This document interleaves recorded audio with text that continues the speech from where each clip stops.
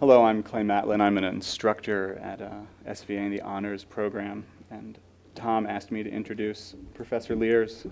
Professor Lears received his PhD from Yale in American Studies in 1979.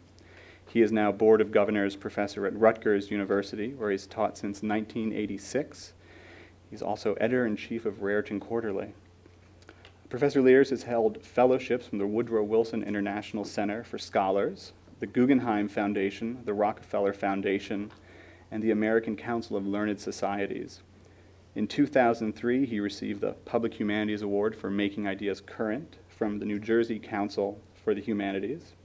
He's been a regular contributor to the New Republic, The Nation, the Los Angeles Times, the Washington Post, and the New York Times, among other publications. In April 2009, he was elected a Fellow of the American Academy of Arts and Sciences.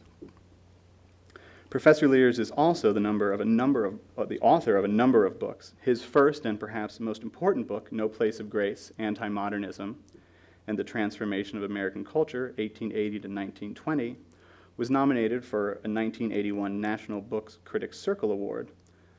No Place of Grace is an examination of the anti-modern discontent that arose after the Civil War, and in response to what Lears would characterize as the, quote, crisis of authority that rested in the suddenly sundered belief in progress and modernization. His next monograph, Fables of Abundance, won the Los Angeles Times Book Award for History in 1995. He has also co-edited two collections of essays, The Culture of Consumption and The Power of Culture. Something for Nothing, Luck in America, was published by Viking Penguin in 2003. Most recently, Rebirth of a Nation, The Making of Modern America, 1877 to 1920, was published by HarperCollins in June 2009. Rebirth of a Nation extends the narrative Lears began with No Place of Grace and looks more deeply at the dream of and lust for rebirth that haunts American cultural life. As Lears argued, it arose from a growing sense that the, quote, Protestant ethic of disciplined achievement had reached the end of its tether, end quote. This evening, however, Professor Lears will be tackling a different subject, the sublime and its role in American consciousness. I give you Jackson Lears.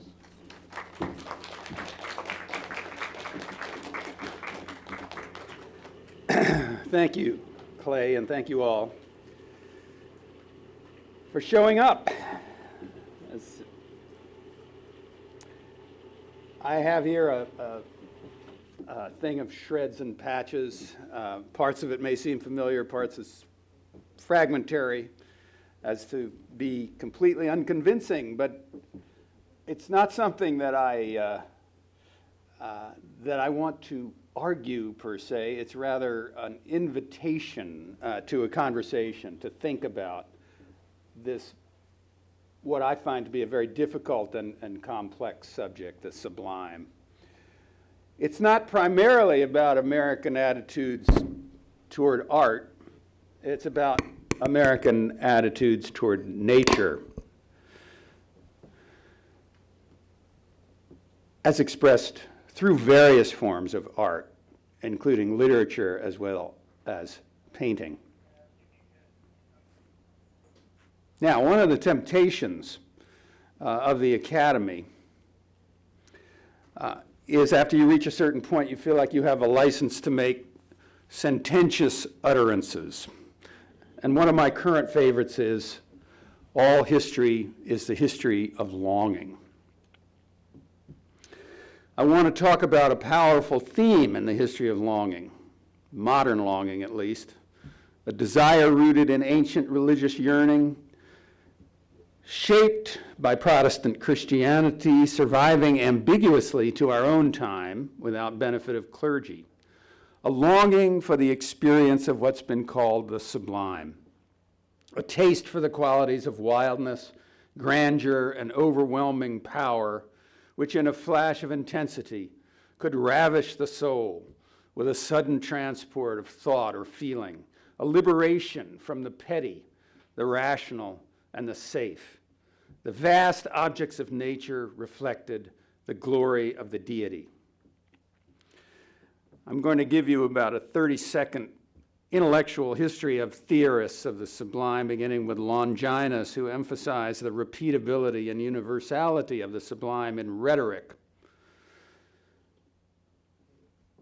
Immanuel Kant, in the 18th century, argued that sublime experiences, and I quote, call out unwonted strength of soul and reveal in us a power of resistance which gives us courage to measure ourselves against the apparent omnipotence of nature.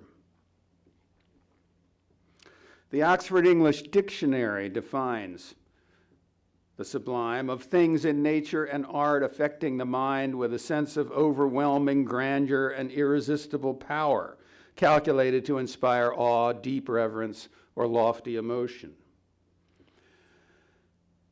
And the English thinker Edmund Burke distinguished between the beautiful, which evoked tenderness and affection, and the sublime, which evoked the ecstasy of terror that fills the mind completely. Burke also emphasized the inadequacy of representational painting to portray the sublime. What does one do when one wants to represent an angel in a painting? Burke asked. One paints a beautiful young man with wings, but will painting ever provide anything as great as the addition of this one word, the angel of the Lord? And how does one go about painting with equal strength of feeling the words, a universe of death, where ends the journey of the fallen angels in Milton's Paradise Lost? Only words, according to Burke, can express the infinite or the inexpressible. That didn't stop a lot of painters from trying for many years after Burke wrote. But in this changing definition of the sublime, there's a constant theme, an accelerating shift from object to subject, and the difficulty of expressing sublime emotion. Still, the popular sublime persists. There are persistent sources of wonder and amazement. The frisson of mingled pleasure and danger in the presence of seemingly infinite power, embodied in seemingly infinite luminosity. And yet they're changing objects of the sublime. There is, in the history of the sublime, a certain disenchantment, a certain loss of transcendence. In the United States, in particular, nature's nation became techno-nation. And we saw a shift from divine to human power, a constant theme of anthropomorphism asserting itself first in natural marvels, then in techno-marvels, and finally in the marvel of manufactured celebrity. So the Americanization of the sublime meant, among other things, a trivialization of grandeur, a shrinkage of spectacle, from self-forgetfulness to self-absorption, from making a spectacle of God's grandeur to making a spectacle of ourselves, from awesome thunderstorms to awesome sneakers. But that's not the end of the story. Unpredictable changes in the natural world may recreate the sources, once again, of an American sublime. So that's what I want to take you to eventually by the end of this talk.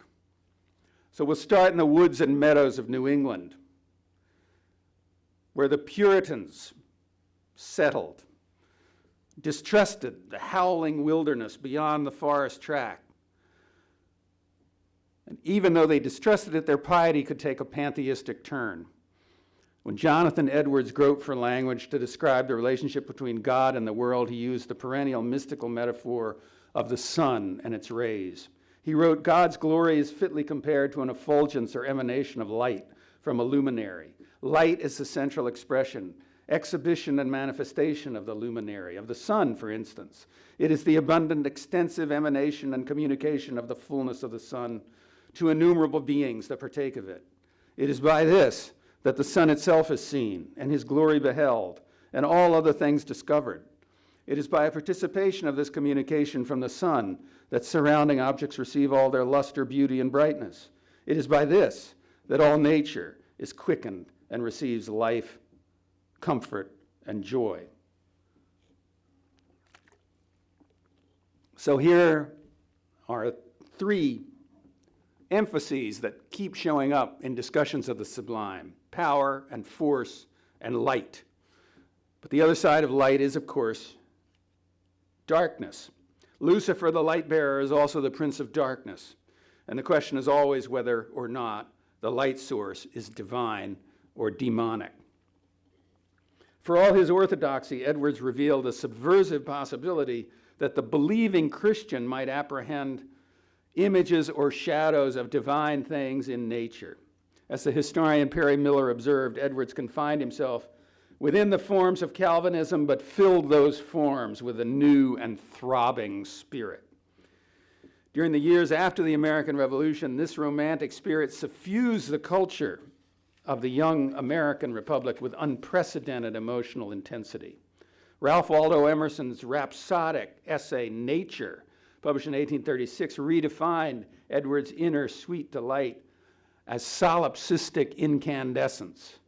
A century after Edwards' meditation in a Northampton meadow, Emerson inverted the traditional hierarchy. He used nature as a benchmark to measure the shortcomings of theology. The word miracle, he wrote, as pronounced by Christian churches, gives a false impression. It is monster. It is not one with the blowing clover and the falling rain. This was in the Harvard Divinity School address of 1838 when he made the attack on miracles. For Emerson, as for every other romantic, it was axiomatic that every natural fact is a sign of some spiritual fact. The American Sublime linked natural facts and spiritual facts in a variety of ways. European theorists of the sublime had focused on forbidding crags, gloomy, twisted tree trunks, horrific storms, all meant to evoke the excitement, the challenge, the frisson of an encounter with ungovernable natural forces. Some painters in the US, like Washington Allston or Thomas Cole, followed that tradition, at least from time to time, as you can see in Washington Cole's painting, Elijah in the Desert from 1818.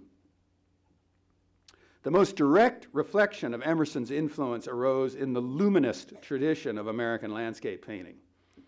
Luminist techniques appeared in the work of numerous artists during the middle decades of the 19th century.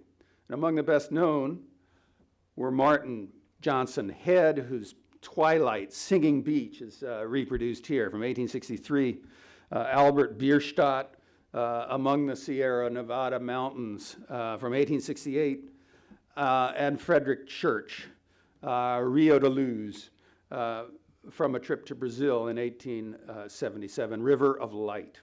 They had in common the capacity to create an extraordinarily mellow and smooth sense of light. For Luminous and other romantics, the subjective response was the key. The landscape was valued not as a thing in itself, but for its power to excite human perception and imagination. The artist Thomas Moran wrote, "The motive or incentive of my Grand Canyon of the Yellowstone," which was painted in 1872, "was the gorgeous display of color that impressed itself upon me. While I desired to tell truly of nature, I did not wish to realize the scene literally, but to conserve and convey its true impression. Art is not nature. The literal truth counts for nothing." Now, to Protestant moralists, this sort of statement could be disturbing. The specter of solipsism loomed. The British critic John Ruskin appeared to exorcise it. His work reassured anxious viewers that the contemplation of nature need not create transparent eyeballs, as Emerson imagined, or other forms of subjectivist self-indulgence. His ideal of truth to nature implied a response based on factual observation, not a mere projection of morbid or violent emotions, as he called them. And yet, like most of the public, he wanted more than dry empirical accuracy. Sublime scenery, in his view, should inspire noble sentiments in the viewer. Beauty was morality, morality, beauty. Ruskin proposed a middle way between empiricism and solipsism, and many who came to know his work followed him with relief. For all its awesome power, sublime nature could be domesticated and moralized. Even the roar of Niagara could tell a didactic story. And the tale most Americans heard was a patriotic narrative of progress. James Brooks, writing in the Knickerbocker magazine in 1835, was one of the first journalists to articulate the link between the country's spectacular scenery and the national sense of mission. He said, "God has promised us a renowned existence if we will but deserve it." He speaks this promise in the sublimity of nature. It resounds all along the crags of the Alleghenies. It is uttered in the thunder of Niagara. It is heard in the roar of two oceans, from the Pacific to the rocky ramparts of the Bay of Fundy. And yet, as Brooks implied, to fulfill the promise of the U.S. landscape, the people had to deserve it.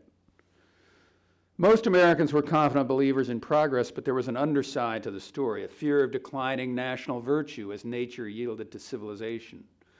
One can see it emerging in the later work of Church. His Mount Katahdin from 1853 foregrounds an agrarian middle landscape against the backdrop of mountain sublimity. His Twilight in the Wilderness dispenses with human figures altogether as night falls forever on the magnificence of untouched nature. Church's painting was a harbinger. During the later decades of the 19th century, the American wilderness, like the native peoples who inhabited it, was increasingly represented as vanishing. And yet this elegiac stance could actually serve to reinforce the myth of progress. An exchange between the pre-Raphaelite painter Dante Gabriel Rossetti and one of his patrons suggests the complexities of the relationship between romantics and modernizers. Thomas Plint, a Leeds stockbroker and leading patron of Rossetti, once visited the artist in his studio. A watercolor Annunciation was on the easel, showing an angel appearing to the Virgin as she wandered by a stream in the pearl gray light of dawn. Plint spoke with a strong Yorkshire accent. "No, but, Mr. Rossetti," he said, "that's a fine thing." And then after a pause, "But couldn't you put a sunset flouche over the whole thing?" So much romantic landscape painting provided a sunset flouche for a vanishing natural world. The sublime lost its larger ontological significance and became little more than a vehicle for grand sentiment. Not everyone was swept away. Mark Twain reacted to Albert Bierstadt's Domes of the Yosemite with a common sense empiricist critique of romanticized nature. It is more the atmosphere of Kingdom Come than of California, Mark Twain wrote. We do not want this glorified atmosphere smuggled into a part of the Yosemite where it surely does not belong. I may be wrong, but I still believe that this atmosphere of Mr. Bierstadt's is altogether too gorgeous. Down-to-earth viewers suspected the prettification of nature. Still, the prettifying continued. Thomas Moran went back to the Grand Canyon, this time in the Colorado, and combined Bierstadt's monumentalism, Turner's color, Church's wildness. Still, nature spoke with many voices and sometimes did not speak at all. The silence of the wilderness could be deafening. Alexis de Tocqueville felt it in the forests of Kentucky. A silence so deep, a stillness so complete, that the soul is invaded by a kind of religious terror. One would say that for a moment, the Creator has turned his face away and all the forces of nature are paralyzed. Farther west, Francis Parkman, the historian, found the area around Fort Laramie, which is now in Wyoming, equally devoid of spiritual significance. It was a sublime waste, he wrote, a wilderness of mountains and pine forests, over which the spirit of loneliness and silence seemed brooding. This was not a nature that could be trimmed down to human scale. Anthropocentric visions seemed suspect. In the solitude of the Maine woods, Thoreau wrote, human beings could begin to doubt their superiority to the rest of brute creation. And I quote, from his notebooks. Vast, titanic, inhuman nature has got man at a disadvantage, caught him alone, and pilfers him of some of his divine faculty. She does not smile on him as on the plains. After days alone on Mount Katahdin, Thoreau was reduced to cryptic, desperate jottings. Who are we? Where are we?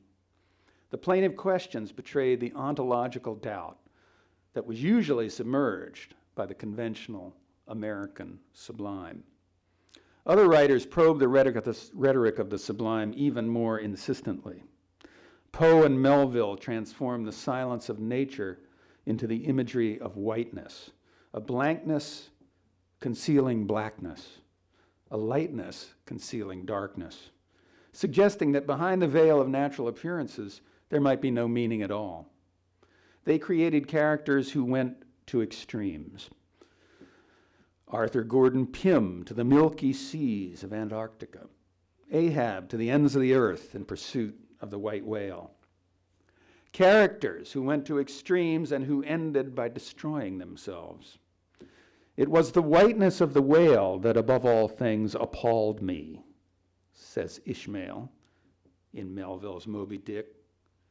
Perhaps like the whiteness of inhuman solitudes in polar landscapes, the whiteness of the whale embodied nothingness itself, even while it concealed amoral force in the traditional garb of goodness. When Darwin's impact was finally and fully felt, it would be part of a broad seismic shift in bedrock assumptions about the natural world and humans' place in it. By the 1890s, in certain circles, nature was being described as an amoral realm, ruled only by implacable cosmic force, and human beings were animals like any other. This was hardly the sort of thinking that would sustain the notion of the artist as a seer, or of sublime nature as the living garment of God. The specter of a disenchanted Darwinian universe haunted the fantasy imagination. It provoked the reasserted claim that primroses and woodchucks really were part of a meaningful cosmos. The movement back to nature was part of a diffuse transatlantic effort to re-enchant the world. But it also had unique characteristics on the North American side of the Atlantic.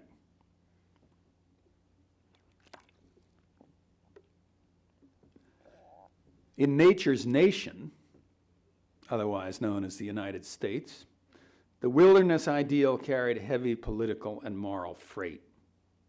The Sublime continued to exert a profound appeal, however problematic its scientific basis.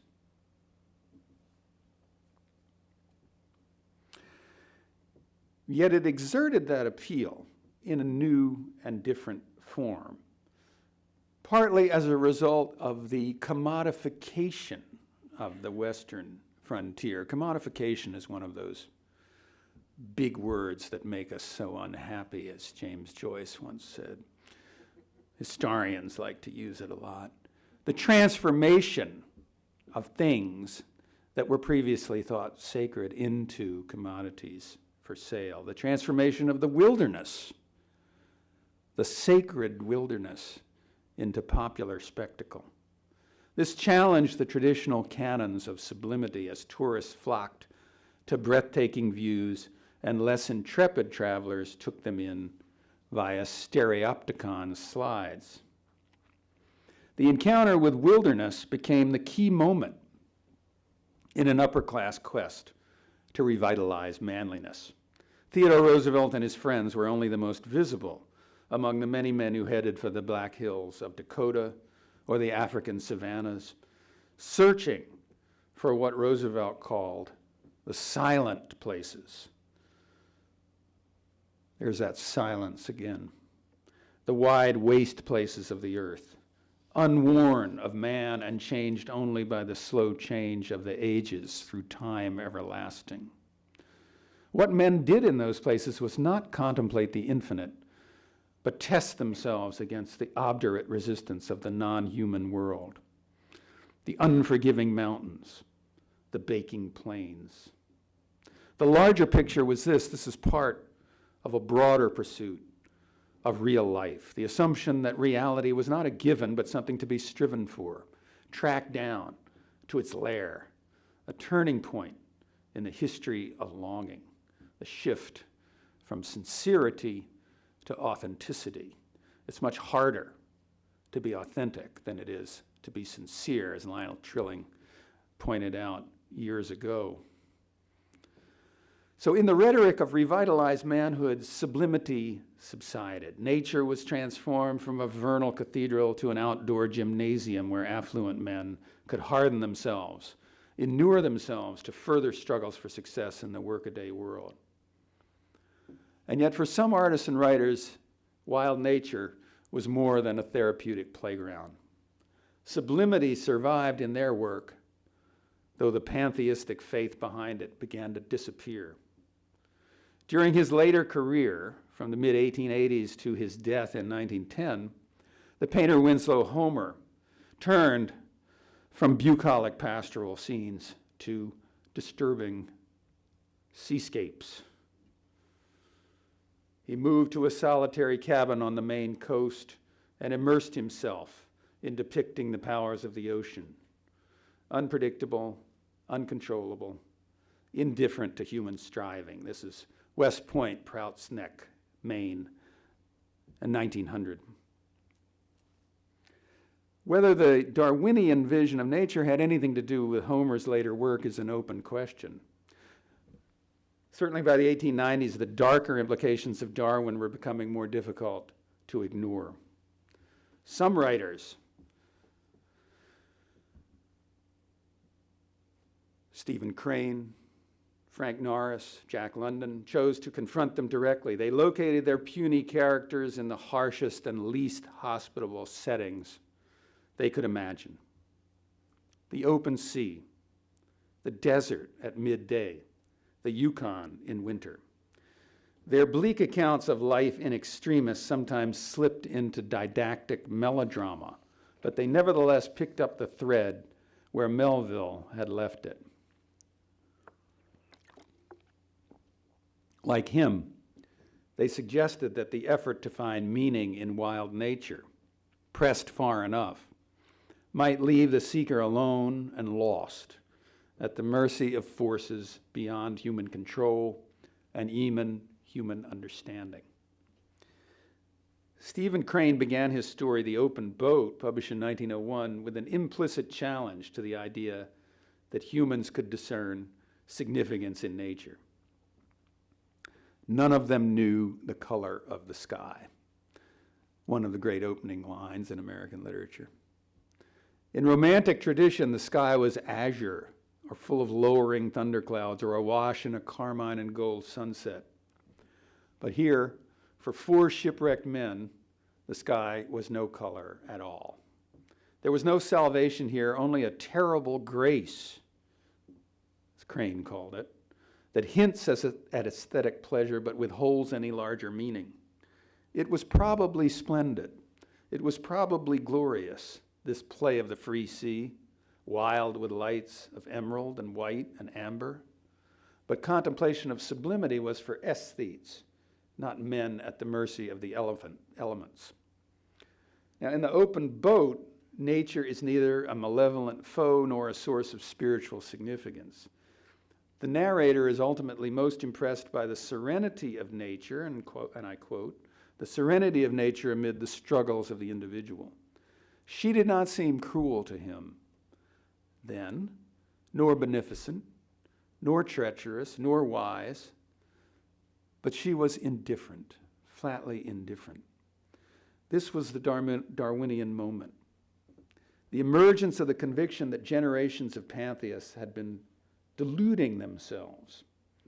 It was difficult, if not impossible, to sustain the sublime from this skeptical perspective. Consider the flight of McTeague, the failed San Francisco dentist who has murdered his wife. He flees inland. This is in a novel by Frank Norris. He flees inland past the Panamint Range to the floor of Death Valley, where nature was not merely indifferent, but openly and unreservedly iniquitous and malignant, in Norris's words. The whiteness of the endless alkali valley floor is like the whiteness that Arthur Gordon Pym saw at the South Pole in Poe's Tale, or Ishmael in The White Whale. Whenever McTeague stops walking, all the world was a giant blinding glare, silent, motionless. This is where McTeague dies, in a pointless struggle with his final pursuer. The proliferating life, which Norris always capitalized, the superabundant complexity in nature finally came down to the blankness of whiteness, the silence at the core of things. Or so it seemed to Norris, and to his contemporary Jack London as well. His protagonist in To Build a Fire was called only the man. He's ultimately enveloped by this whiteness, done in by his failure to imagine the implacable force of cold. The trick to enduring the trials of an indifferent universe, it turns out, was not Rooseveltian will, but a recognition and a respect for nature's power. Now, this insight was the foundation of an ecological aesthetic.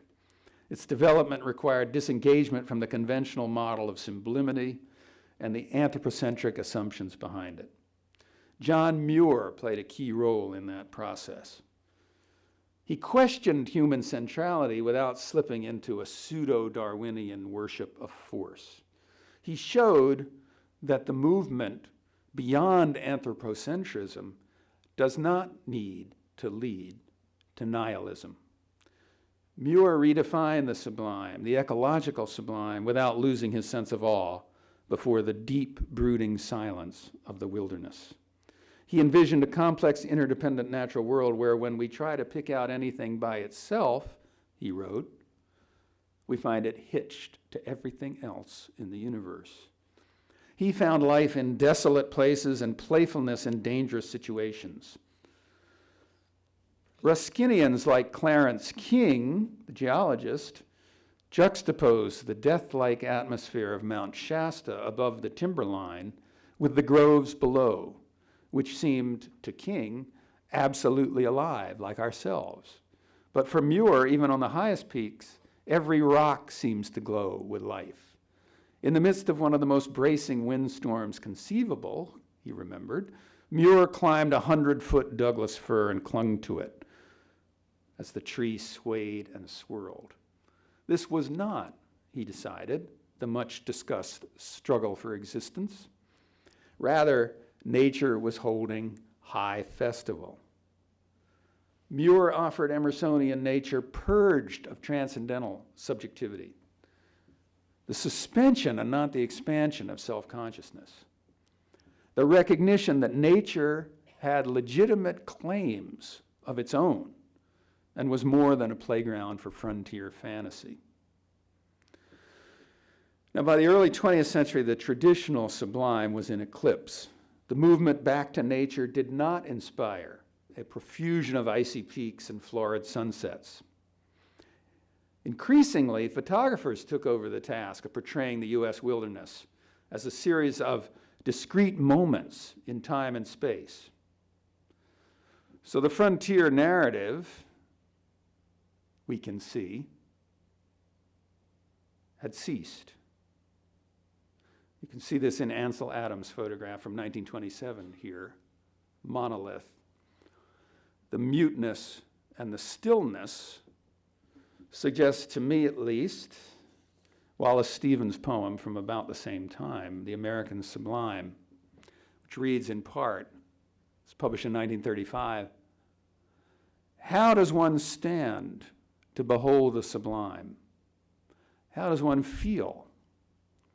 One grows used to the weather, the landscape and that, and the sublime comes down to the spirit itself, the spirit and space, the empty spirit in vacant space. What wine does one drink? What bread does one eat? So this is the American sublime at the end of its tether. At the same time,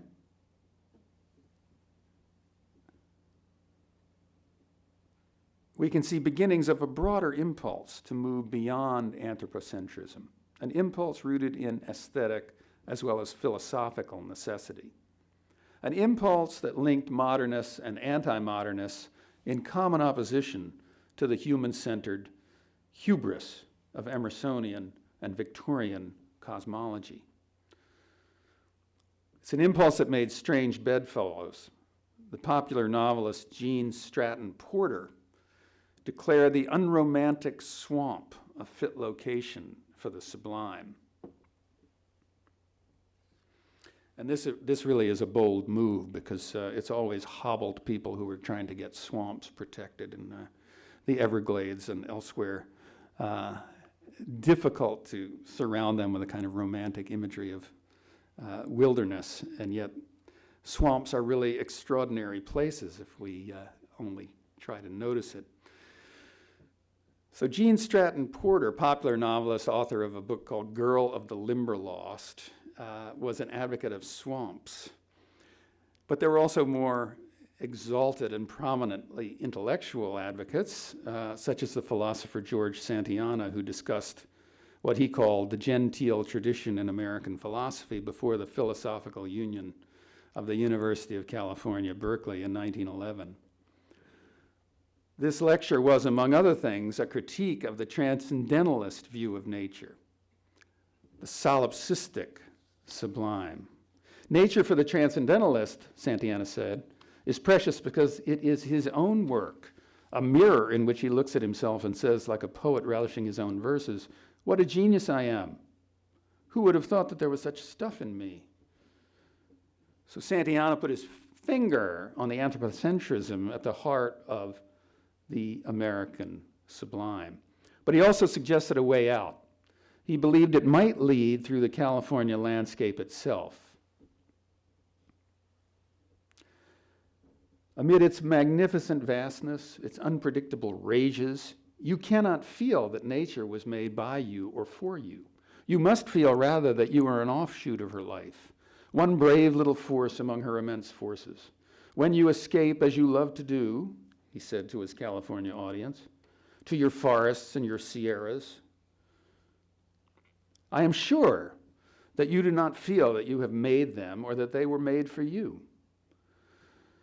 What primitive solitudes taught was the vanity and superficiality of all logic, the needlessness of argument, the relativity of morals, the strength of time, the fertility of matter, and the variety, the unspeakable variety of possible life. Well, it would be a long time before many people learned those lessons from any landscape. Anthropocentric humanism was deeply embedded in religious and secular tradition. Familiar habits of mind promoted a technological, not an ecological sublime. As we can see in a classic painting of 1867 by Andrew Melrose, westward the star of empire makes its way. The source of light, as we can see, is no longer divine or even natural, it's man-made, it's the locomotive. We can see the technological sublime all over the place in the late 19th century. We can see it in St. Louis, where the Eads Bridge, which Colonel James Eads began in 1867, was made of tubular steel and was therefore predicted to collapse. It did not when it was finished in 1874, and 15,000 pedestrians paid to walk across. The architect Louis Sullivan was impressed. Here was romance.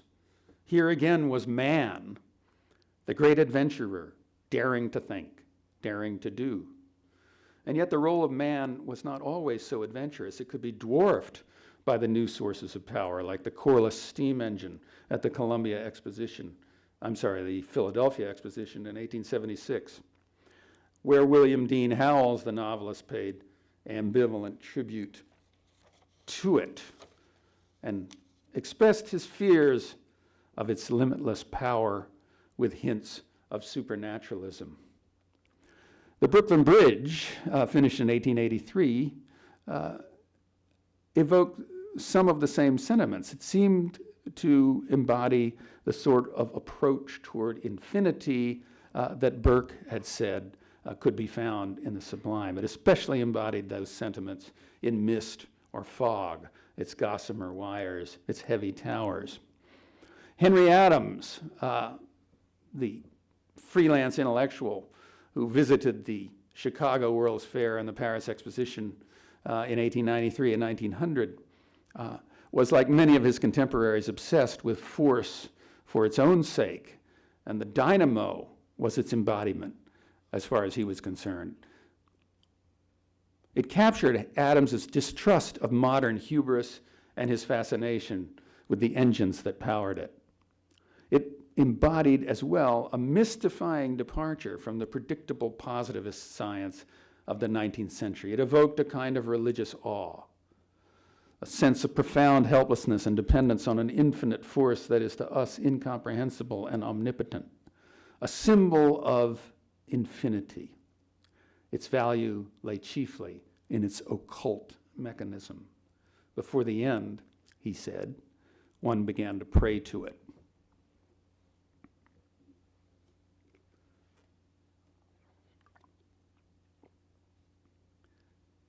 Adams' fear of human hubris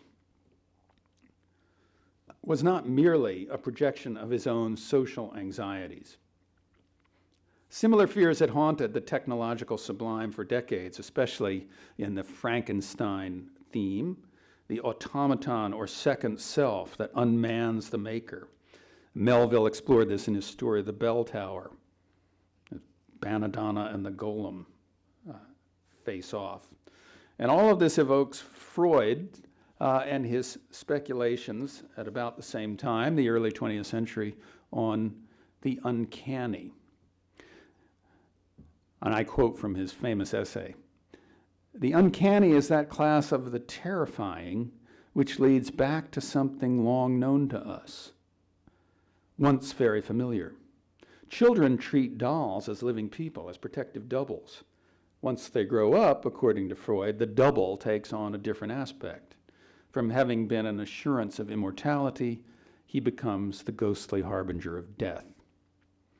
But this was the dark side of the technological sublime, and most Americans preferred a more direct affirmation of human power, the skyscraper sublime.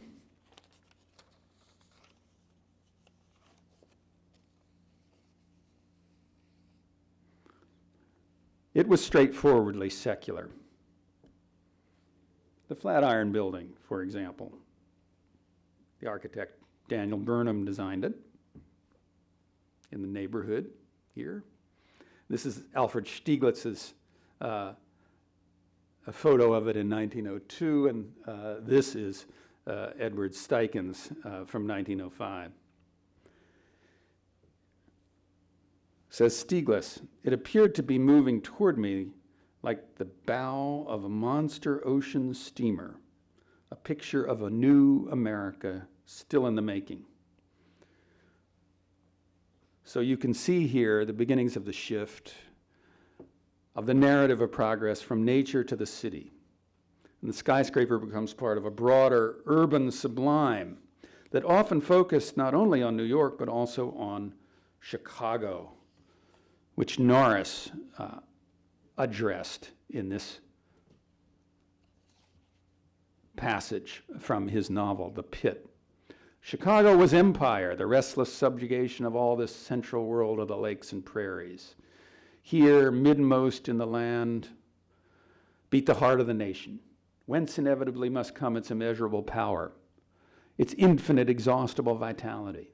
Here of all her cities throbbed the true life, the true power and spirit of America, gigantic, crude, with the crudity of youth, disdaining rivalry, sane and healthy and vigorous, brutal in its ambition, arrogant in the newfound knowledge of its giant strength, prodigal of its wealth, infinite in its desires.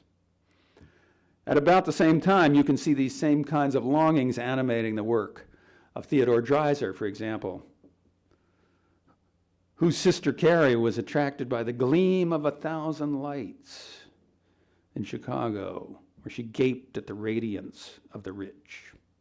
Electricity was key to the urban sublime. Night was not so much disenchanted by it, as Wolfgang Schivelbusch argued in a book, a very interesting book a few years ago.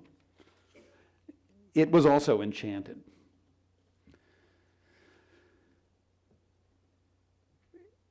Electricity lay behind the sense of magical transformation that seemed to be available in cities. It lay behind the fantasies of people like F. Scott Fitzgerald's old priest in the great short story Absolution, who says, in the best places things go glimmering all the time. And the boy who's gone to confession and watched this priest fall apart in these murmurings concludes there were some things that were absolutely gorgeous that had nothing to do with God. This is the urban sublime beginning to attract intellectuals and artists in the early 20th century and culminating in certain ways in the Empire State Building, finished in 1931, which Edmund Wilson derided as Al Smith's last erection. Its empty, unrented space lay vacant for years in the early 1930s. And it embodied, to Wilson anyway, the bankruptcy of planless competitive spaces in the capitalist marketplace. And yet it was also, he had to admit, New York's handsomest skyscraper. And on a winter morning, it looked bisque pink and semi-translucent, like a cake of ice, he decided. Now, human beings, when they were seen from a skyscraper, looked as small as beetles. This often led to a sense of mastery among those at the top. The historian Roland Marchand has written about this in his book on advertising in the 1920s, how many advertisements were taken from the point of view of the executive suite on the 36th floor or higher, where the men of power could look down on a mass society that was manipulable, they believed, by mass-produced images. Visions that danced in the heads of ad men, but also other pioneers of new media, journalists, publishers, above all, film producers. So it's about this time you see the beginnings of the creation of a different venue for the sublime. You might call it the celebrity sublime, like the traditional sublime, larger than life. But also, at least in the early years, just folks expressing true success which was comparable, or so we were led to believe, Americans were led to believe. True success was perfectly compatible with domestic bliss, marital fidelity, and other familiar bourgeois values. So we have here the movie star, the appearance for the first time of that phrase in the 1920s, and also figures like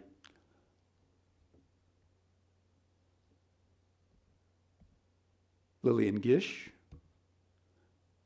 Douglas Fairbanks Jr.,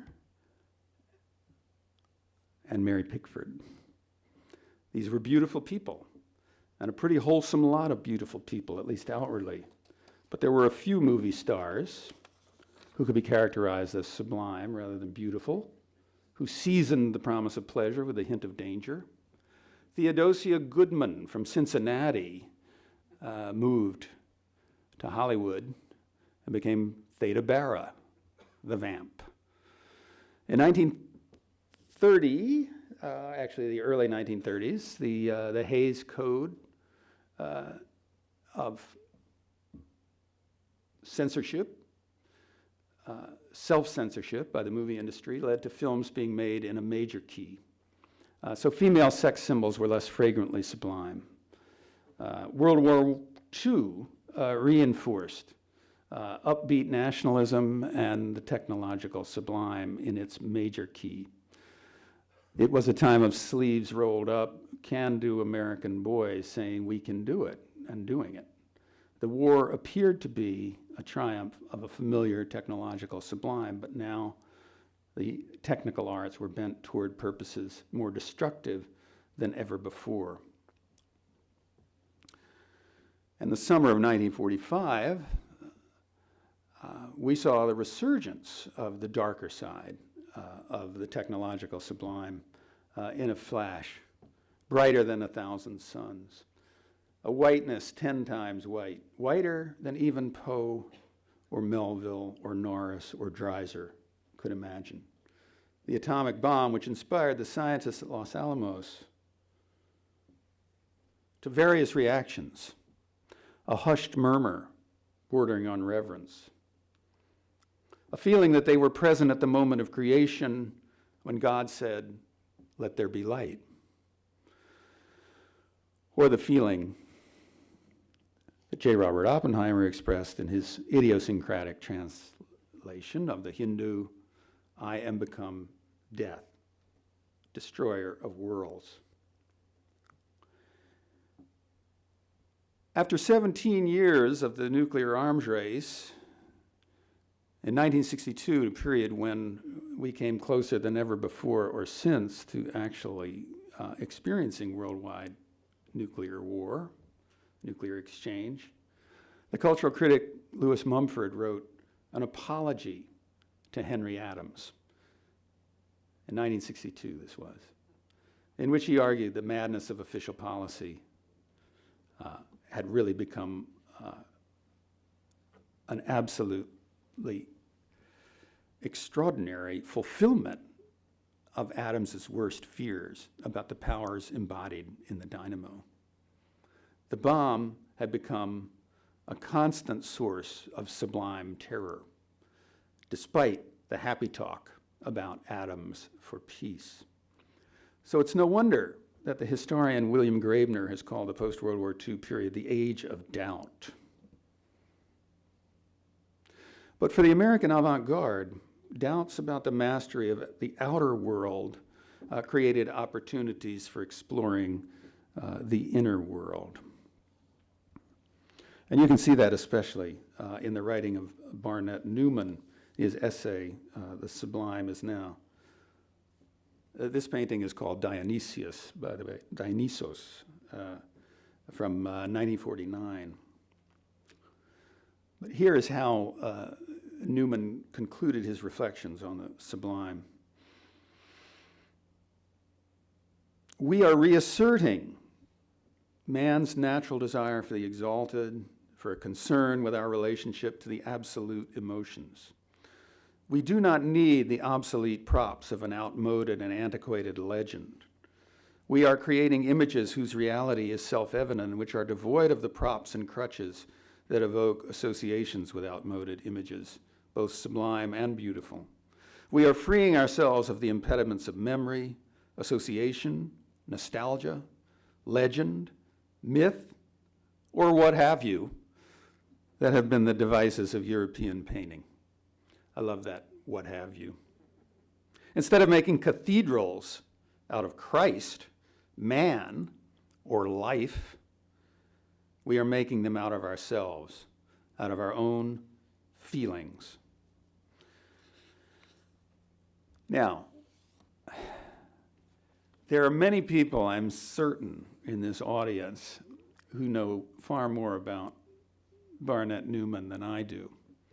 So I'll refrain from any attempt to comment on his ambition, still less on how well he realized it. But I will note, in passing, that Newman's statement is a response, 200 years later, to Burke's claim that poetry was better equipped than painting to represent the unrepresentable.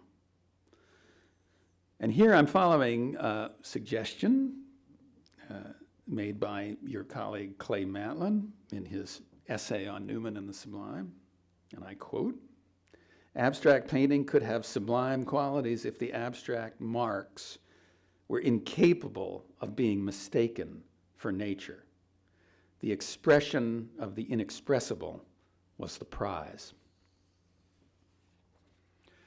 Well, more direct expression of doubt in the age of doubt arose in popular culture, where the celebrity sublime acquired more shadowy dimensions, especially in film noir.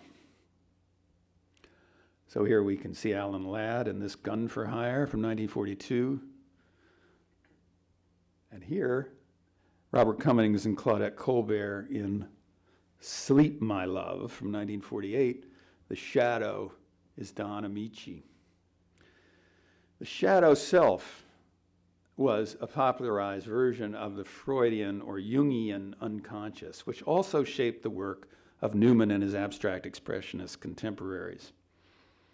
The sense of sublimity turned inward toward the self as a dark playground of powerful, maybe uncontrollable, instinctual forces. Maybe this was a return to Emersonian solipsism. In any case, however we decide to evaluate it, to interpret it, the era of film noir was unmistakably also the golden age of the cigarette. And we see Robert Mitchum, Jane Russell, Philip Van Zandt in His Kind of Woman from 1951. Cigarettes, according to a clever book by literary critic Richard Klein, are sublime. In fact, that's the title. Cigarettes are sublime. Tubes of pleasure and danger that offer the same titillation tourists once felt and maybe still feel on the rim of the Grand Canyon. Klein was writing in the 1990s, part of an extended postmodern moment when notions of sublimity had been stretched so thin as to apply to almost anything, even cigarettes.